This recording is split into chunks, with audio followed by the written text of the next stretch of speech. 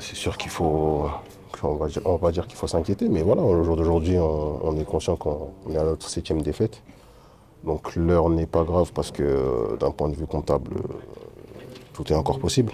Mais maintenant, il faut des réactions, il faut que chacun assume ses responsabilités et que tout le monde donne tout simplement le meilleur de soi-même pour inverser cette tendance. Il faut des réactions, vous venez de le dire, mais par exemple, vous qui avez de l'expérience, du vécu en Ligue 1 et au haut niveau, comment vous expliquez cette entame de seconde mi-temps catastrophique? Pendant 13 minutes jusqu'au second but Lorientais, on a l'impression que le FC Metz est resté au vestiaire. La possession de balle, c'est 87% pour Lorient, 13% pour Metz.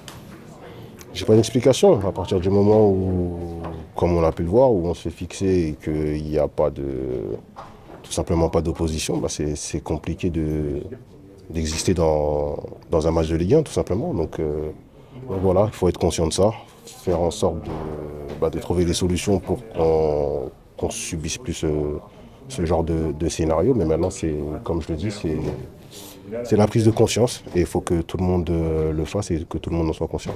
Il faut faire mieux, il faut faire plus. Est-ce qu'il faut faire aussi différemment? Il faut que la philosophie de jeu messine change? Ça, c'est pas à moi de le décider, ça c'est le coach qui gère. Maintenant, nous, quand on est sur le terrain, on se doit d'appliquer les consignes et il faut qu'on le fasse avec plus d'envie, plus de niaque, plus de tout. Parce que quand on voit qu'on est à cette défaite, c'est il manque des choses. Donc maintenant, c'est à nous aussi sur le terrain d'avoir ce supplément d'âme, d'avoir cette niaque, d'avoir cette envie qui fait que quand on est dans une situation difficile, on arrive à s'en sortir tout simplement. Oui, on a joué à domicile, mais quand même on s'est fait dominer par Lorient. Dans certains moments, ça ne peut pas arriver.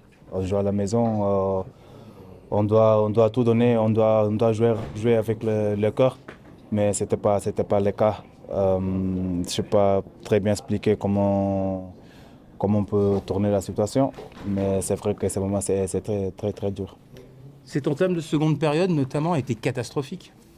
Oui, les premières 15 minutes, on n'a rien fait. On était dominés.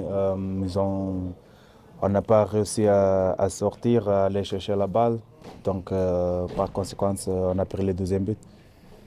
Septième défaite d'affilée. L'heure est grave pour le FC Metz. Et très sincèrement, on ne voit pas comment cette équipe peut s'en sortir. Oui, septième défaite d'affilée. C'est vrai que c'est très, très dur. Mais voilà, il faut rien lâcher. Il faut rien lâcher. Il faut savoir que les prochains matchs, c'est les plus importants, n'importe contre qui. Simplement, il faut travailler plus encore, plus dur et attendre les bons résultats. Est-ce que d'après vous, vous n'êtes pas entraîneur, hein, naturellement, vous n'êtes qu'un simple joueur de l'effectif, mais il faut changer un peu cette philosophie de jeu. Est-ce que le FC Metz est trop frileux? Est-ce qu'il se contente trop de défendre? Est-ce qu'il faut renverser la table, quoi? À mon avis, on ne peut pas toujours faire la même chose et attendre à avoir un résultat différent. Donc forcément, il faut changer quelque chose. Après, ce n'est pas moi à dire quoi, mais il faut changer quelque chose parce que, comme j'ai dit, on ne peut pas faire toujours la même chose et attendre un résultat différent. Le ressort est casé avec Laszlo Bologna, avec son discours? Vous n'y croyez plus? Comment? Le ressort est cassé avec le coach, avec le staff? Vous ne croyez plus au discours? Non, ce n'est pas question de croire ou ne pas croire. Nous, il faut qu'on fasse ce qu'ils demandent, simplement.